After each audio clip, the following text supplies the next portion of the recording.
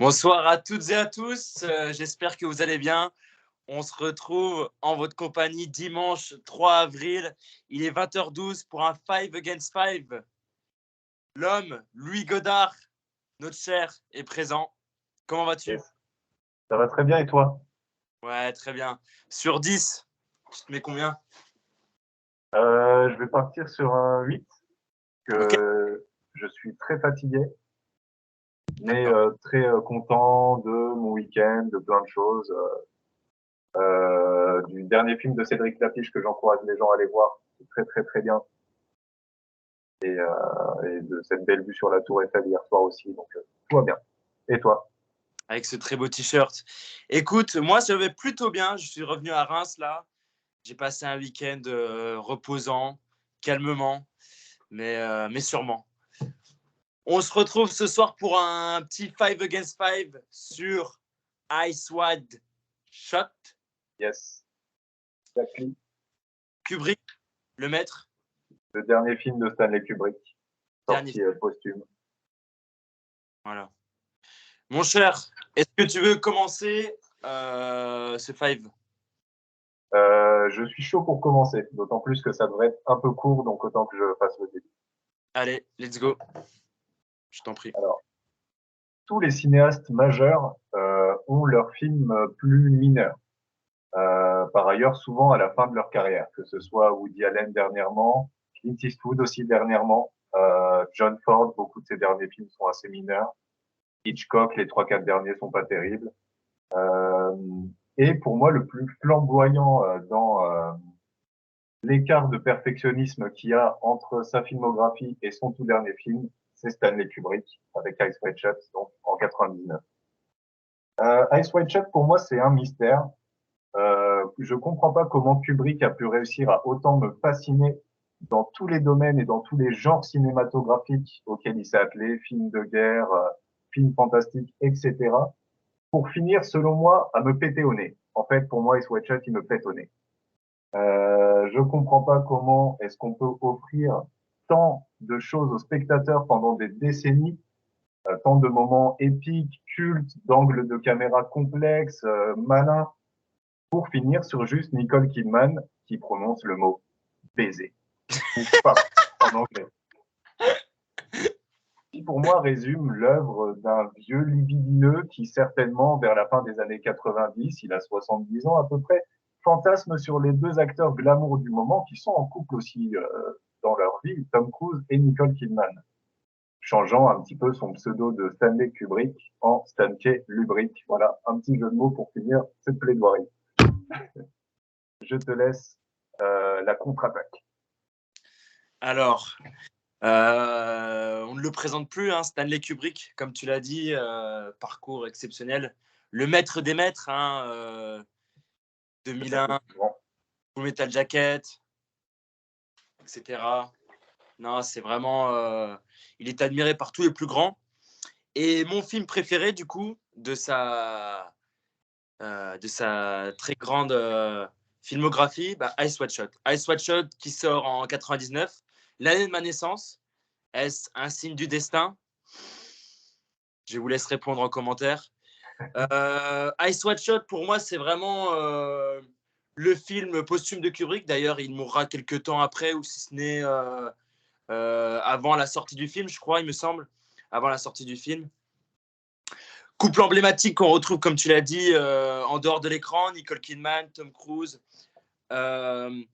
Kubrick, on le sait, par sa carrière, a exploré l'âme humaine en passant par toutes sortes de choses. La monstruosité, comme on retrouve dans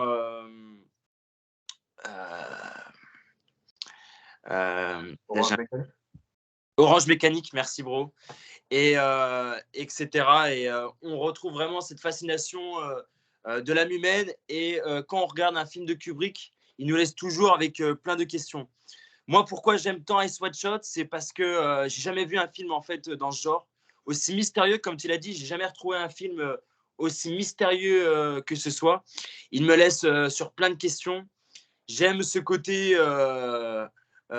désir, questions sexuelles avec Nicole Kidman et Tom Cruise. Et le côté sectaire de Tom Cruise qui arrive dans ce château, la première fois que je l'ai vu, ça a été vraiment incroyable. Je ne m'attendais pas du tout à ce genre de choses. Je me rappelle de ce travelling où on voit toutes les personnes là en cercle et tout qui font le rituel. Incroyable déjà ces temps de caméra et ces prises. Et toute cette découverte au fur et à mesure de ces abominations dans ce château du sexe, hein, qu'on peut dire. Alors moi, j'aime vraiment ce film parce que je suis aussi passionné par tout ce qui est secte et tout ça. Et c'est quelque chose qui me fascine parce qu'il y a toujours ce côté mystère. Ce qui me plaît dans ce film, c'est vraiment cette aventure dans New York avec Tom Cruise qui s'aventure dans le bar et qui rencontre le mec qui lui laisse passer le mot et après qui l'invite à aller au château, il croise le chemin d'une prostituée. On ne sait pas en fait s'il a accouché avec elle ou si il n'a rien fait. Kubrick nous le laisse envisager. On ne sait pas si à la suite du film, Kidman et Cruise se séparent parce qu'il y a une grosse dispute après la soirée chez le docteur Ziegler, Victor Ziegler, si je ne dis pas de bêtises. Et j'aime toute cette aventure qui vont faire passer plein de chemins, qui vont questionner Tom Cruise sur ses recherches de désir, de sexualité. Est-ce que je suis vraiment bien avec Kidman? Est-ce que c'est ça que je veux? Est-ce que je veux être gay? Quoi? Tom Cruise gay? Non, bien sûr que non.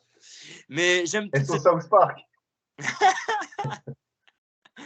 J'aime toute cette aventure et puis vraiment dans le château, je suis resté vraiment avec plein de questions. Mais what the fuck, j'ai jamais vu un film comme ça. Et est-ce qu'il est retourné dans la secte après? Est-ce qu'il s'est fait endoctriner? Et cette histoire avec la fille qu'il sauve en fait quand il se fait démasquer dans le château, la fille masquée qui nous laisse prédire. En fait, cette fille masquée, ce serait pas la prostituée qu'il a rencontrée avant et qui est aussi dans le château et qui sauve la vie. Et il y a plein de choses comme ça et j'ai aimé cette aventure dans la nuit. J'aime beaucoup aussi les films qui se font tard la night parce que toi-même tu sais, j'aime écouter du Peura tard la night. Yes. Pepsi. Donc voilà. Pour moi, mon film préféré où je pense que j'aurai jamais réponse à mes questions. Ok. Petite question, du coup, sachant que tu me dis que c'est ton Kubrick préféré, quel serait ton deuxième Kubrick préféré? Mon deuxième Kubrick préféré, je pense que c'est Orange Mécanique, hein. Ouais, ce côté le travelling du début, là où on arrive, ils sont tous posés là, ça nous met direct dans l'ambiance. Cette scène classique où Matthew McConaughey, c'est ça? L'acteur Ah, principal. Malcolm McDowell. Malcolm McDowell, merci. Improvise avec le couple de petits bourgeois là et il propose cette impro à Kubrick de danse et puis après il tue le bourgeois, il tue la femme et tout. Il la viole même aussi. Incroyable. Et j'adore ce côté kitsch, ouais, avec ce décor et tout. On ne sait pas le situer dans l'espace-temps. Ouais, j'adore. Tu sais que j'avais une théorie sur ce film à l'époque, donc je l'ai détesté hein, à la première vision. Je suis un peu plus mesuré sur le deuxième visionnage où je trouve certaines choses intéressantes quand même. C'est que j'avais lu du coup que Kubrick était mort, donc on l'a dit avant la sortie du film, mais en fait juste avant de finir son montage. Quelqu'un le finira pour lui. Et je me suis dit qu'en fait, ça se trouve, il était tellement déçu de sa propre personne qu'il avait eu un AVC. Ce n'est qu'une théorie, évidemment. Non, mais c'est un truc de fou parce que Ice White Shot, ils ont fait je sais pas combien de prises. Ça a été une galère Un an et monstre. demi de tournage. Bon, tous les tournages de Kubrick sont très longs, mais je crois que c'est un des plus longs quand même. Ouais, ouais c'est dingue ça. Mais ce qui est fou, ouais, c'est quand même ce couple emblématique quoi, qui pétait Hollywood à cette C'est des époque-là. acteurs que t'aimes bien? Comment? C'est des acteurs que t'aimes bien? Alors Kidman, ouais, mais Tom Cruise, pas du tout. Ok, ça me rassure déjà. Ah, on est ensemble. On est ensemble. Je savais pas ça. Ouais, non, Tom Cruise, je suis pas fan. Je trouve pas qu'il a une filmographie de folie et je trouve qu'il choisit mal. Enfin, Dernièrement, oui, ça c'est sûr. il choisit très mal ses films. Après, il faut voir Mélancolia quand même. Mélancolia. Je connais pas. Ok. Ok, eh ben, écoute, On en est à 10 minutes. Ça me semble parfait. Un petit mot pour conclure, si tu veux. Eh ben, bonne semaine à tous. On vient de sortir un épisode sur YouTube avec ce très grand réal, Art d'étudiant. Allez voir ça, Art d'étudiant, ARD, apostrophe étudiant, tout simplement. Merci à toi. Force à toi pour la suite. Peace.